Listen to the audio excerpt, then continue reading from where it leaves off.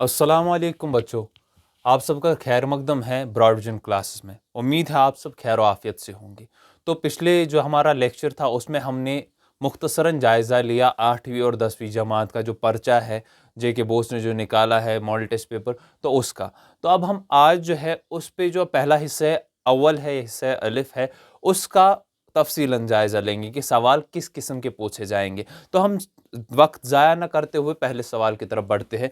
पहला सवाल जो है हिस्सा अलिफ में जो है, आपका जो हिस्सा अलिफ है वो पढ़ने का फ़हम और किरात, जैसे मैंने पिछले लेक्चर में बताया, पढ़ने का फ़हम या किरात। इसका क्या माना है? इसके ये माना है कि आपको पढ़ने की सलाहियत देखी जाएगी कि आपको कोई इबारत दी जाएगी, एक पैराग्राफ दिया जाएगा और आपसे सवालात पूछे जाएंगे, तो आपकी सलाहियत देखी जाएगी कि उन सवालों का आप कैसा जवाब देते हैं और जिनका आपको दुरुस्त जवाब देना होगा। कैसे पहला सवाल होगा? हम पहले सवाल की तरफ बढ़ते हैं। पहला सवाल जो है ये दरसी इबारत भी हो सकती है या गैर दरसी इबारत भी हो सकती है। दरसी इबारत, गैर दरसी इबारत क्या होता है? गैर दरसी इबारत होता है जो आपकी दरसी किताब से ना हो, यानी जो आपकी दरसी किताब से बाहर कोई इबारत दी जाए, कोई पैराग्राफ दिया जाए। और दरसी इबारत जो आपकी किताब में पैराग्राफ हो, वो मौजूद हो, वो दिया जाए। तो पढ़ते हैं हम पहला सवाल। जैसे कि मैंने मिसाल के तौर पे एक सवाल लिखा है कि यूं तो हमारा कश्मीर बहुत कदीम ज़माने से ही सन्नत व हरफत के लिहाज से अहम है, मगर कश्मीर के अजीम और मशहूर सुल्तान शहाबुद्दीन ने इल्म फ़न को तरक्की देने के लिए समरकंद, ताशकंद और बुखारा से कारीगर और इल्म फाजिल बुलाए और मुख्तलिफ सन्नतों को बढ़ावा दिया था। मौरखों ने बादशाह को दरअसल इसका बानी करार दिया है, अलबत्ता बादशाह ने कायम करदा सन्नतों को मजीद तरक्की दी। यह आपको एक इबारत यहाँ से यहाँ तक एक इबारत मैंने यहाँ पे दी, तो आपको क्या है, आपको ये पढ़नी होगी और इससे मुतल्लिक फिर सवालात पूछे जाएंगे आपके पर्चे में। तो इस इबारत से मुतल्लिक दो किस्म के सवालात पूछे जा सकते हैं या पूछे जाएंगे। वो क्या दो किस्म है? एक, या तो खाली जगहों को पूरा करना होगा और दूसरा सवालात का मुख्तसर जवाब देना होगा। यानी आपके पर्चे में जो है दो किस्म के सवालात आएंगे, यानी एक ये जो है इसको भी 5 नंबरात हासिल होंगे आपको और इसको भी 5 नंबरात हासिल होंगे। तो जैसा कि मैंने आपको बताया कि दो किस्म के सवालात इस सवाल से मुतल्लिक पूछे जा सकते हैं। पहला जो है खाली जगहों को पुर कीजिए, यानी इन्हीं से खाली जगह ली जाएंगी और आपको पुर करना होगा। पर वो आप तब कर पाएंगे जब आपने इसको जो है अच्छे से और ध्यान से पढ़ा हो। जैसे कि मैंने सवाल दिया, कश्मीर डैश के लिहाज से अहम है। कश्मीर जो है डैश के लिहाज से अहम है। तो अगर हम नज़र दौड़ाते हैं इस पे वापस, तो यूं तो हमारा कश्मीर बहुत कदीम ज़माने से ही सन्नत व हरफत के लिहाज से अहम है। तो इसको जो हमारी ये जो खाली जगह है, इसको हमारा जो है जवाब आएगा सन्नत व हरफत। तो पहला सवाल जो है वो भी हमें इसी से निकला, जब हमने अच्छे से पढ़ा था तो ये निकल गया हमारा पहला एक सवाल जो है निकल गया। फिर दूसरा सवाल, समरकंद से डैश और डैश बुलाए गए। समरकंद से डैश और डैश बुलाए गए। तो अब अगर हम फिर से वापस जाते हैं यहाँ पे, मगर कश्मीर के अजीम और मशहूर सुल्तान शहाबुद्दीन ने इल्म फ़न को तरक्की देने के लिए समरकंद, ताशकंद और बुखारा से कारीगर और इल्म फाजिल बुलाए। तो क्या बुलाए? समरकंद से क्या बुलाए गए हैं? समरकंद यहाँ है। क्या बुलाए गए हैं? बुखारा से कारीगर और इल्म फाजिल बुलाए। तो हमारा क्या जवाब है? डैश और डैश में क्या आएगा? पहले आएगा कारीगर और उसके बाद आएगा आलिम फाजिल। ऐसे ही हमारा सवाल क्लियर हो गया। ऐसे ही 5 सवाल आएंगे और 2 सवाल पूछे जाएंगे, तो इसमें आपको 5 नंबरात हासिल हो जाएंगे। फिर से मैं बता रहा हूं कि आपको जो है बहुत ही ध्यान से और बहुत गौर से ये इबारत पढ़नी पड़ेगी, उसके बाद आप सवाल का जवाब दे सकते हैं। दूसरी किस्म कैसी पूछी जाएगी वो देखते हैं। दूसरा जो तरीका है, जिस तरीके में आपको सवाल पूछे जाएंगे, वो कुछ यूं होगा कि दिए गए सवालात का मुख्तसर जवाब तलब करें। यानी आपको सवालात पूछे जाएंगे जो कि इस पे मुनहसर यानी इससे रिलेटेड होंगे, आपको वो जवाब देना होगा। वो भी आपने जब भी पढ़ा होगा अच्छे से, तो आपको वो सवालात का जवाब देने में बहुत आसानी होगी। तो यूँ है कि पहला सवाल, सुल्तान को मौरखों ने क्या कहा है? सुल्तान को मौरखों ने क्या कहा है? अगर हम फिर से नज़र दौड़ाए तो मौरखों ने सुल्तान को जिसका बानी करार दिया है। मौरखों ने दरअसल بادشاہ کو اس کا بانی قرار، کس کا بانی؟ صنعت و حرفت کا بانی قرار دیا ہے۔ تو ہم جواب میں لکھیں گے مورخوں نے بادشاہ کو یا مورخوں نے سلطان کو کشمیر میں صنعت و حرفت کا بانی قرار دیا ہے۔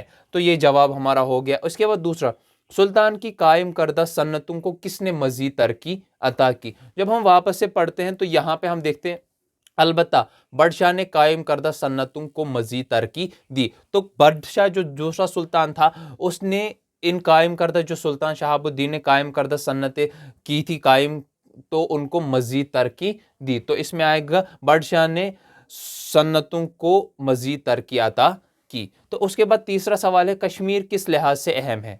ہم پہلے اوپر ہی دیکھتے ہیں، یوں تو ہمارا کشمیر قدیم زمانے سے ہی صنعت و حرفت کے لحاظ سے اہم ہے۔ تو یہاں پہ جواب لکھیں گے کشمیر بہت قدیم زمانے سے ہی صنعت و حرفت کے لحاظ سے اہم ہے۔ تو یہ 3 سوال ہو گئے۔ ایسے آپ کو سوال آ سکتے ہیں، یعنی جن کو آپ کو 10 نمبر حاصل ہوں گے، خالی جگہوں کو 5 نمبر اور 5 نمبر ایسے سوالات کو۔ تو 2 سوال جو ہے آپ کے حصہ الف سے اختتام ہوتے ہیں۔ اب تیسرا جو ہے یہ نثر سے تھے، وہ تیسرا جو سوال ہے وہ نظم سے ہوگا۔ وہ کیا ہوگا وہ دیکھیں۔ کا جو یہ سوال ہے وہ آپ کو جو ہے نظم، جو آپ کی درسی کتاب میں نظمیں ہیں ان سے لیا گیا ہے۔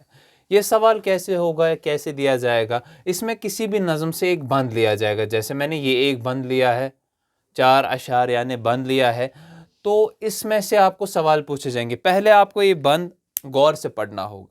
غور سے پڑھنا یعنی مفلس کی کچھ نظر نہیں رہتی ہے آن پر، دیتا ہے اپنی جان وہ ایک ایک نان پر، ہر آن ٹوٹ پڑتا ہے روٹی کے خوان پر، جس طرح کتے ٹوٹتے ہیں استخوان پر۔ تو یہ جب ہم نے پڑھا تو اس میں ہمیں کچھ نظر آتے ہیں، کچھ الفاظ جو پیچیدہ الفاظ ہیں، جیسے آن، مفلس، نان، پھر سے یہاں پہ آن ہے، اور استخوان۔ یہ کچھ الفاظ ہیں جو پیچیدہ الفاظ ہیں، یعنی شاعری کے الفاظ ہیں۔ پہلے ہمیں ان کا مطلب یا مفہوم پتہ ہونا چاہیے، کیونکہ ان میں سے بھی سوال آ سکتا ہے۔ تو ادھر پہ جو آن ہے اس کا مطلب ہے شان و شوکت، اس کے بعد یہ جو نان ہے اس کا مطلب ہے روٹی، اور یہ جو اس کے بعد یہاں پہ آن ہے اس کا مطلب ہے لمحہ، پھر جو استخوان ہے اس کا مطلب ہے ہڈی، اور مفلس کا ہمیں پتہ ہی ہے غریب۔ تو اٹ مینس کہ ہمیں جہاں پہ ہمیں جو سوال ہے اس میں سے ہمیں کچھ الفاظ ایسے مل جاتے ہیں جو کہ پیچیدہ ہے اور جن کے مفہوم جو ہے آسان الفاظ میں ہمیں سمجھ آتے ہیں۔ تو پھر سوال ایسے آ سکتا ہے درج ذیل شعری جز کو غور سے پڑھ کر سوالات کا درست جواب چن لیجیے۔ یعنی جو شعری جز دیا گیا ہے اوپر، ان کو غور سے پڑھ کے اسے جو سوالات پوچھے جائیں گے ان کا جواب دینا ہے۔ پہلا سوال ہے، پہلے سوال کی طرف بڑھتے ہیں، استخوان کی کیا معنی ہے؟ جیسے کہ میں نے بتایا تھا کہ ان الفاظ میں سے بھی سوال جو ہے آ سکتے ہیں۔ جب تک ہمیں یہ معنی نہیں پتا ہوگا ان پیچیدہ الفاظ کا، تب تک وہ سوال ہمارا گر جائے گا۔ تو ہمیں یہ پڑھنا ہے اور سمجھنا ہے۔ تو جب ہم پڑھتے ہیں استخوان کا کیا معنی ہے، تو جب ہم یہاں پہ دیکھتے ہیں استخوان کا معنی ہے ہڈی، تو یہاں پہ دیے گئے ہیں 4 سوالات کے 4 آپشنز دیے گئے ہیں۔ ایک پہلا غربت ہے، دوسرا نادار ہے، تیسرا ہڈی ہے، چوتھا لالی ہے۔ تو ہمیں پتہ ہے استخوان کا معنی ہڈی ہے، تو ہم ہڈی لکھیں گے۔ اس کے بعد جو سوال ہے اس نظم کا عنوان کیا ہے؟ یہ ہمیں یہ چیز بھی دھیان میں رکھنی ہے، جو بھی نظمیں ہیں ان کا ہمیں عنوان بھی پتہ ہونا چاہیے کہ کس نظم کا کیا عنوان ہے، نظم کس پہ مبنی ہے، اور اس کا لکھنے والا کون ہے۔ ایسے سوال بھی آ سکتے ہیں کہ اس نظم کا لکھنے والا یا مصنف کون ہے۔ تو یہ جب ہمیں سوال آ رہا ہے اس نظم کا عنوان کیا ہے، تو اگر ہم نے یہ نظم پڑھی ہوگی تو اس نظم کا عنوان جو ہے مفلسی ہے۔ تو یہاں پہ جواب یہ آپشنز دیے گئے ہیں، جگنو، اولو العزم، غربت یا مفلسی۔ تو ہمیں پتہ ہے اس کا عنوان جو ہے مفلسی ہے، تو ہم مفلسی لکھیں گے۔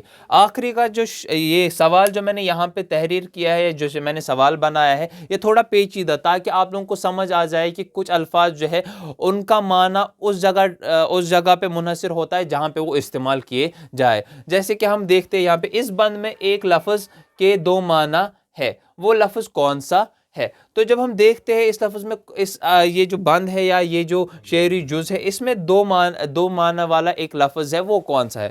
ہم پڑھتے دیکھیں ادھر پہ دیا گیا ہے نان، خوان، استخوان اور آن۔ پھر ہم جب دیکھتے ہیں اوپر جیسے کہ میں نے بولا منحصر ہوتا ہے، جہاں پہ وہ استعمال کیا جائے وہ الفاظ اس پہ منحصر ہوتا ہے۔ جب ہم پڑھتے ہیں مفلس کی کچھ نظر نہیں رہتی ہے آن پر، یہاں پہ آن کا معنی ہے شان و شوکت، یعنی اس کی عزت پہ کوئی بھی نظر نہیں رہتی۔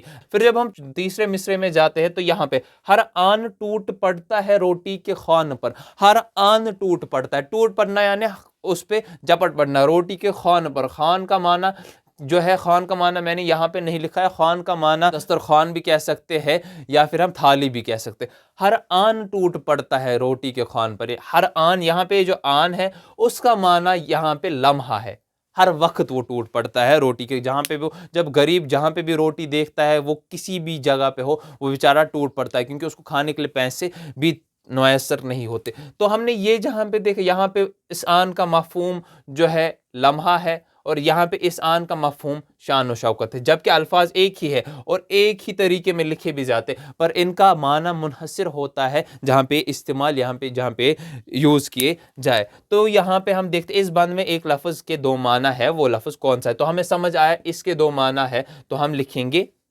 آن پر۔ ایسے سوالات آپ کو آئیں گے، اس میں بھی آپ کو 5 نمبرات حاصل ہوں گے، یعنی اسی کے ساتھ آپ کا پہلا حصہ الف اختتام ہوتا ہے، جس میں آپ کو 15 نمبرات حاصل ہوں گے۔ امید ہے کہ آپ کو سمجھ آ گیا ہوگا کہ ہمارا جو پرچہ ہے اسے ہم کیسے آسانی کے ساتھ لکھ سکتے ہیں اور کیسے آسانی کے ساتھ ہم اس کو سمجھ سکتے ہیں اور اپنے نمبرات حاصل کر سکتے ہیں۔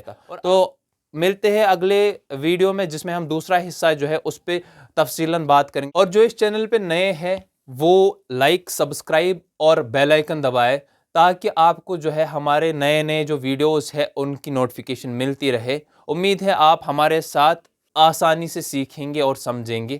خدا حافظ۔